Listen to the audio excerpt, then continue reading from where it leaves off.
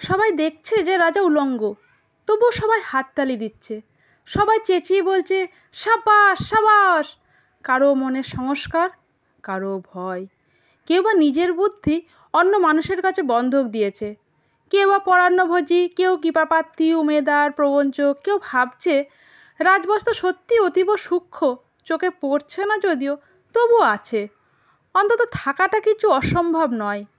গল্পটা সবাই জানে, কিন্তু সেই গল্পের ভিতরে শুধুই অপ্রশস্তি বাক্য উচ্চারক কিছু আপাদ মস্তক ভীত ফন্দিবাজ অথবা নির্বোধ স্তাবক ছিল না, একটু শিশুও ছিল, সত্যবাদী সরল সাহসী একটি শিশু।